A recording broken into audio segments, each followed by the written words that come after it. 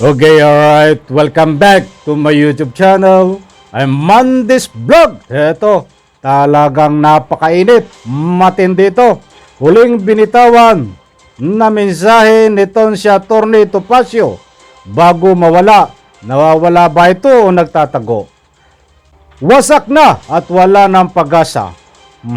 Talagang laman nun ang video na yan, mga kaibigan, ang ating tatalakayin. At kung bago pa lang po kayo sa aking maliit pa na YouTube channel, inanyayahan ko po kayo, please subscribe. Sabay-sabay po nating i-like ang video na ito kung nagustuhan nyo po. Ako'y muling nagpapaalala, mga kaibigan, kung pwede lang ho, patapusin po nating panoorin ng kabuuan ng vlog na ito at nang sa ganon, lubos nating maunawaan. Heto na, samahan niyo po ako, mga kaibigan.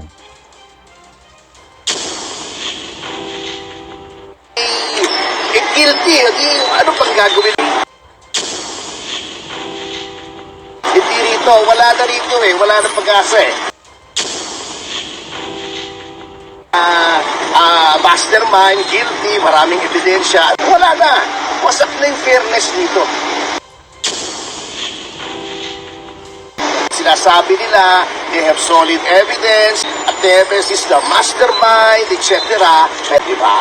Anyway, sinabi na naman ni Secretary Remulla na guilty. Ano pang gagawin ng DOJ? Di magpa-finding of probable cause na yan. And they cannot find otherwise. Dahil sinabi na ng Secretary, may probable cause Ilagay na nila sa korte, at least sa korte, the rules are fair, the rules are fixed, the rules of evidence are in effect, the rules, we are assured of fair play. Hindi rito, wala na rito wala na pag-asa Sinabi na ni Boying na mastermind, guilty, maraming ebidensya. Ano bang sasabihin ng prosecutor? Kaya talaga ako bibilib sa mga prosecutor pagka talagang inassess nila objectively. Which I believe naman maraming magagaling tayong prosecutors. Kanya lang, kung yung head ng department mo na nagsasabi, how can you rule otherwise? Yun ang danger dito We are no longer, the DOJ is now no longer an impartial tribunal or forum when it comes to the determination of probable cause during preliminary investigation. Wala na. Wasak na yung fairness dito. Sir, kung i-file ko, uuwi ko ba sa Congress? We will see kung anong, we will cross the bridge when we get there, to use a word out cliche. Para sa akin ito lang from my point of view as a defense lawyer, kung wala kang ebidensya, talagang hindi ka makaka-file kasi baka mapahiya ka lang pagdating sa korte. So, Okay, alright. Yan, mga kaibigan. Nako po, nandito na naman tayo. Talagang alive na alive. Kumusta po kayo? Talagang matindi ito. Yan po ang inyong napanood. Kilalang kilala nyo yun Si Atty. Topacio. Ang huling mensahe. Ika nga po huling sinabi niya bago po siya tuluyang mawala. Nawawala nga ba ito o nagtatago na? Mga kaibigan, wala na daw pag-asa Wala nang pag-asa. At wasak na. Guilty na. Diyos mio, mabagin. Santissima Manla Birhen. Masaya po ito, mga kaibigan. Ito ang ating tatalakayin. Masaya. Talagang matindi ito. At bibigyan po natin ng dinyan. At abangan po ang shoutout doon po sa bandang gitna. At baka po mapasama kayo sa inyong mga ikangay public opinion na ating po babasahin. Dito na po tayo. Talagang matindi ito Kung makikita nyo po, mga kaibigan, nandiyan po sa screen. Iyan po ang magamo. Sa bagay, kahit hindi ko na po ipakita ko sa inyo ito at ipakilala, ay kilalang kilala kunyo na po ito. Si Atty. Topacio na nasobra ng talino. Nandiyan po. Iba na ang sikat. Talagang, di ba? Iba na ang sikat Tingnan nyo, nandiyan sa larawan ang magamo, ang leader di umano ng terorista. At itong kanyang amo. Alin ba ang amo dito? Para itong amo Si Atty. Topacio. Yan, iba na, sikat, di ba? Kita mo, laging nandiyan po. Napipicture ang kanilang mga larawan. Marami po ang naghahanap dito mga kaibigan kay Atty. Topacio. Marami din po ang naghahanap dito kay Atty. Pumilo. Marami din po ang naghahanap dito kay Boy Kurot. Kilala niyo ho ba si Boy Kurot? Yan si Boy Kurot, ang kapatid ho nitong ni Mr. Clean. Kilala niyo naman si Mr. Clean, di ba? Yan po ang magkapatid na TVS, si Boy Kurot at si Mr. Clean. Maraming naghahanap ay nasaan na daw ho ito. Tumako muna tayo dito kay Atty. Topacio. Marami po ang nagtatanong kahit isa-isahin niyo po ang ano diyan ng mga public opinion nila. Ayan, marami po ang nagtatanong kung nasaan na itong si Atty. Topacio. Kahit ako po ay nagtatanong din, nasaan na nga ba itong si Atty. Topacio?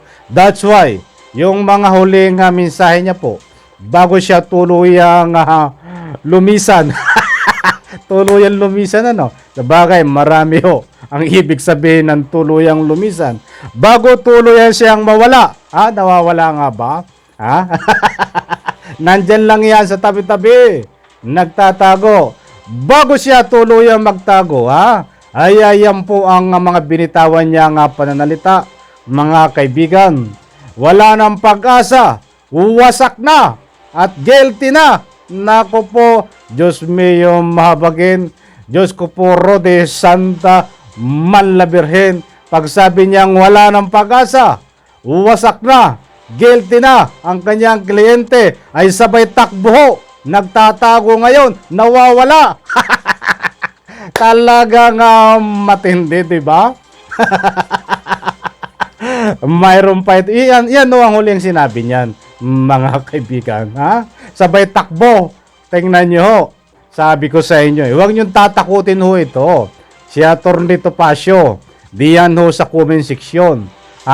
Sapagkat ito ay kapag natakot ho mga kaibigan, ay tamo ho, hindi ako nagkamali.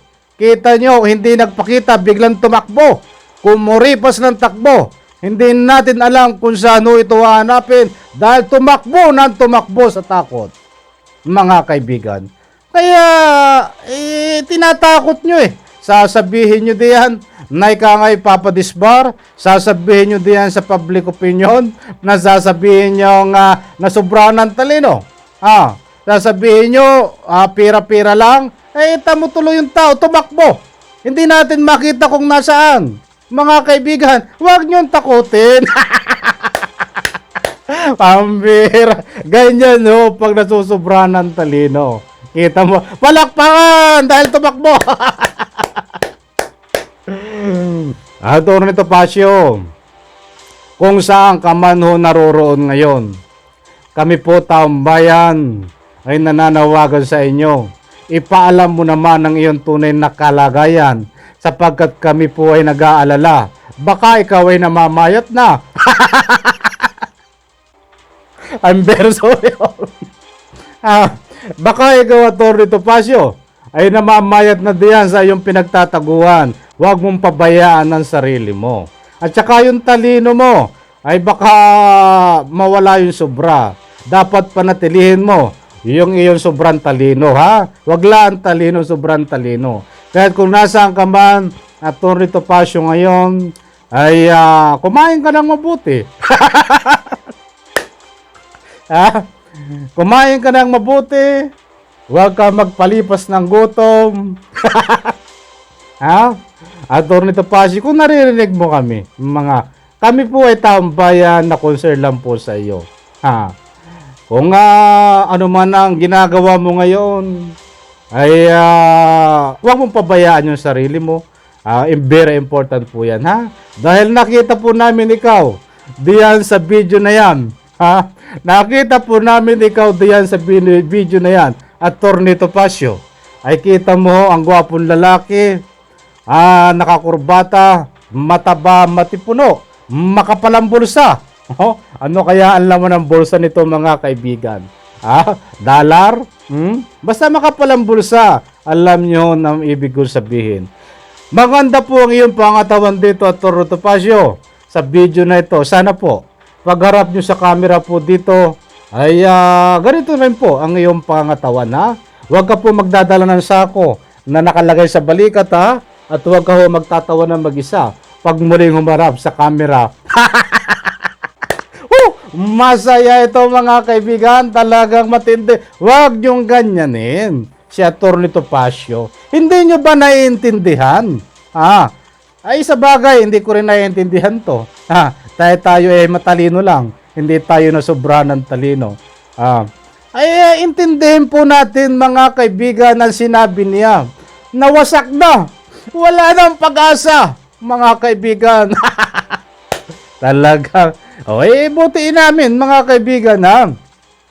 Napakalinaw naman po sa ruling ng video na yan. Wasak na, wala ng pag-asa, guilty na.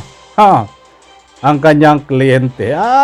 Pagsabing ganun talagang kumuripos ng takbo Tumakbo, hindi tuluyan nagpakita na po hanggang ngayon mga kaibigan. Doon po sa mga nagtatanong, ito po, kaya po tinalakay natin mga kaibigan. Kami po bilang ika nga'y humahanga sa iyo, Atty. Topacio. Sana po mapanood nyo ito. Kami po ay concern lang sa iyong kalagayan. Uulitin po namin. 10 ng aking mga taga-suporta po dito sa social media. Sana po, Atty. Topacio, kasama po kaming nananalangin ng iyong katawan. Ika nga po, huwag mong pabayaan. Kumain ka ng laging madami, kung saan ka man naroon ngayon, kung saan ka man nagtatagong lupalop. Matindi to. Tinakot nyo kasi, tamo.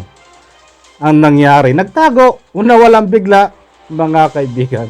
Ang punto de vista ko dito, mga kaibigan, pasensya na kayo, kung tayo ay nag-i-smile, sapagkat katawa-tawa naman, di ba?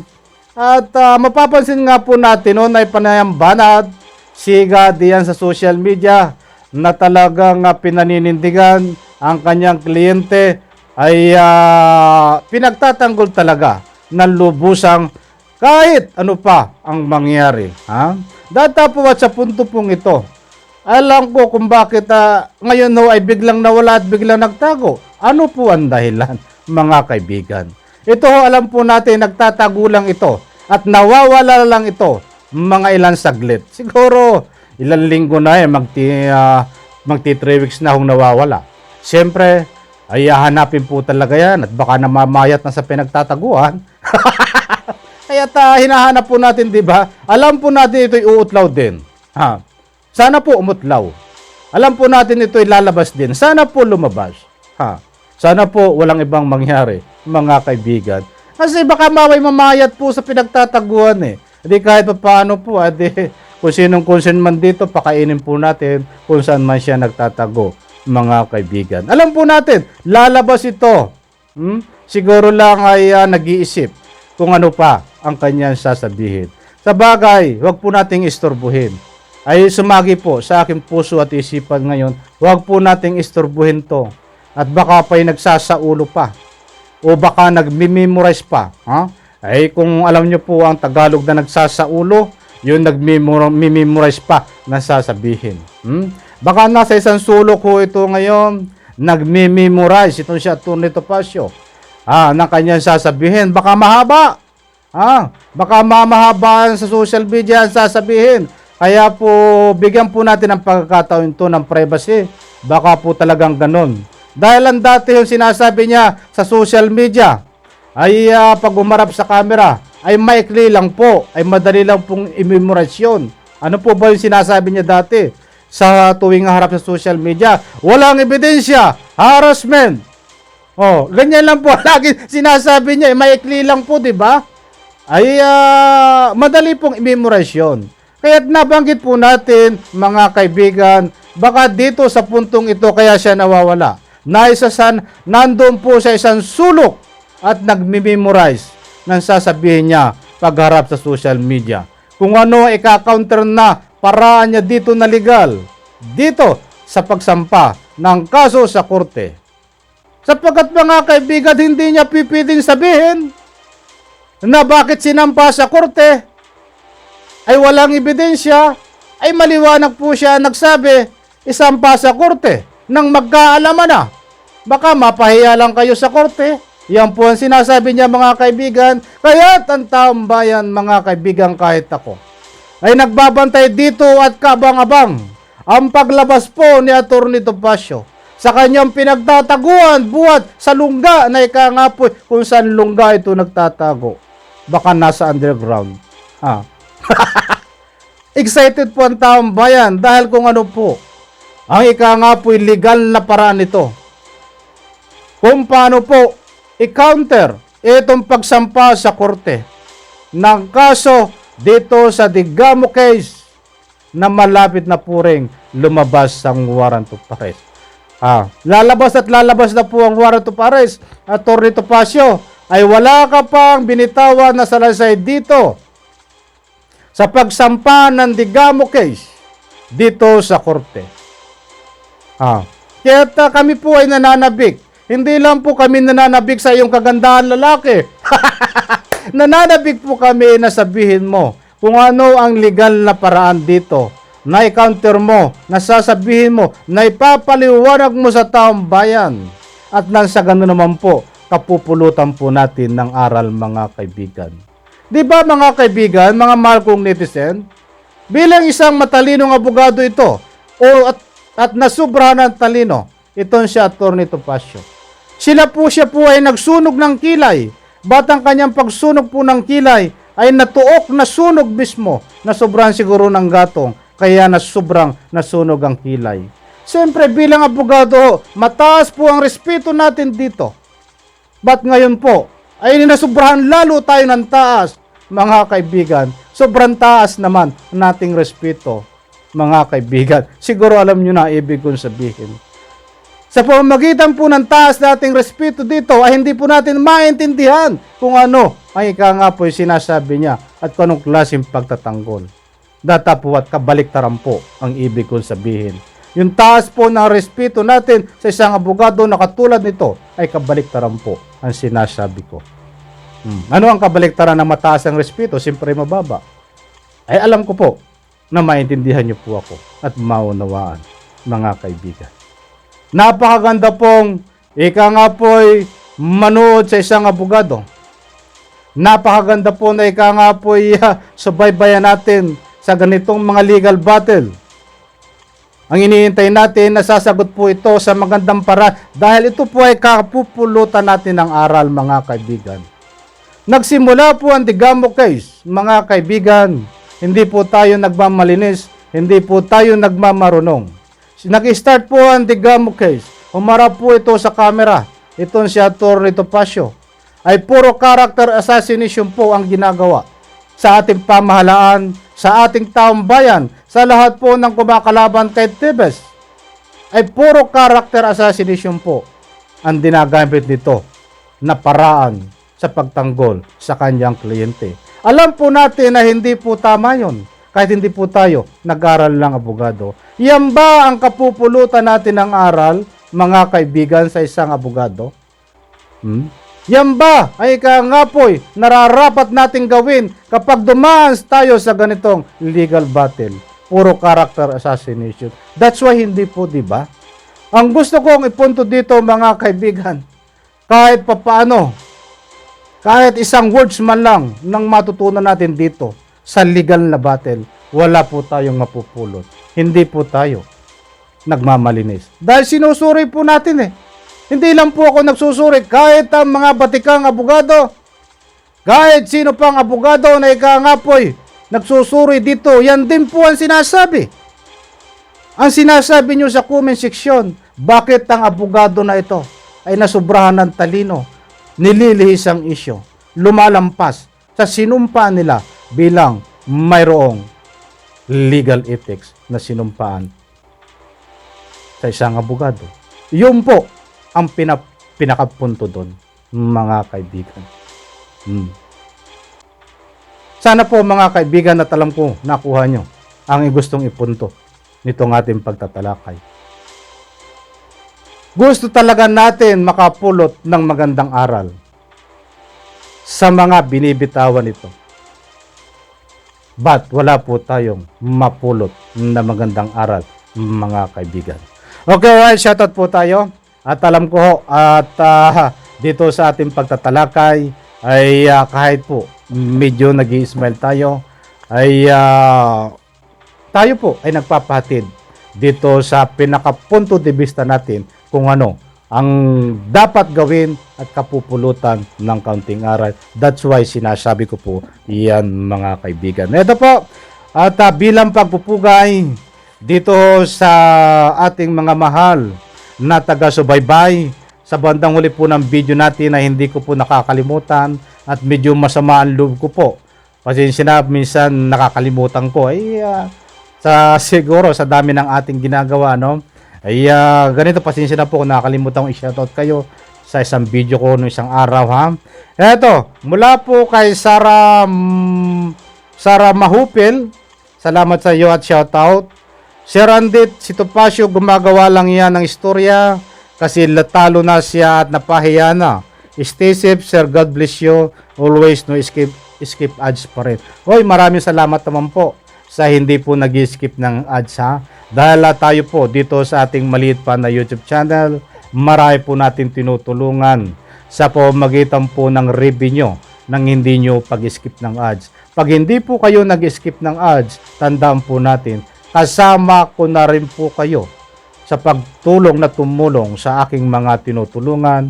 Priority ko rito yung mga bata ho at ang mga senior citizen po na ika nga po hindi na kaya magtrabaho na wala pong tumutulong, mga kaibigan. Matagal ko na pong itong ginagawa, yung iba off the camera. At kung makipapansin nyo po diyan sa mga old video ko, nandiyan po naka-upload kong yung mga tinutulungan ko. Ngayon darating po na Pasko, mga kaibigan, ay mamimigay na naman po tayo kaya't nakikiusap po ako. At maraming salamat doon po sa mga hindi nag-skip ng ads. Palakpakan po natin. Sa lahat po na nagbibigay ng like, maraming salamat. Kasama ko na rin po kayo sa pagtulong. Sa lahat po na nanonood dito, tumatangkilik, walang sawa, kasama na rin po kayo sa pagtulong. Ito po, shout out kay yung iba kasing ginagamit dito alias kaya hindi ko na mabasa yung pangalan. Apps Corpus, ha? Apps Corpus, Topacio, wala kang puso, sana din na nangyari sa pamilya mo. Yun ang sabi. Binabasa ko lang po to, ha? Ayan. Eto pa. Nasaan na ba tayo? At Alex Tihada, shoutout, maraming salamat. Kahit naman sinong may ilabas yung sama ng loob, lalo na kung namatayan ka ng mahal sa buhay, lalo kung nakakita mo na parang wala lang sang gumagawa ng kasalanan, di mo sila masisisi, Topacio, na maglabas ng hinaing. Puro kaya to ni Topacio ang mga sinasabi dito, di ba? Ayan, ito pa. Robert Gautno, dapat kasuhan din niyang abogadong sobrang talino. Topacio Topacio disbar sa pagka-lawyer, ano? Eto, sa lahat po ng hindi nabasa, ay tuwing may vlog po ako, ginagawa natin yan, ha? Pasensya na po at susunod natin vlog. At ako kulangin po tayo sa oras, sa dami po nagpapa-shoutout. Ay ilang piraso lang po ang dapat nating shoutout para hindi po tayo mawala ng oras, mga kaibigan. Maraming salamat po, ha. At pwede po kayong mag-message diyan sa aking FB. Suportahan po natin, pakisupport, ako po yung nakikiusap sa aking FB page. Nandiyan po, nakapin, i-click nyo na lang, i-click nyo po. At i-like nyo rin po ang mga video ko doon sa aking FB page and this vlog. Nandiyan po ang link, mga kaibigan. Ma'am Divine Grace, maraming salamat. Ng Germany, shoutout, maraming salamat po. At sabay-sabay po nating i-like ang video na ito. Diyan po sa comment section. Kailangan ko po, huwag natin kalimutan pag may pagkakataon, public opinion, at kung pwede po kayo mag-share ng video na ito. Marami po salamat. Pagpalain po tayo lahat. Palakpakan! Bye-bye!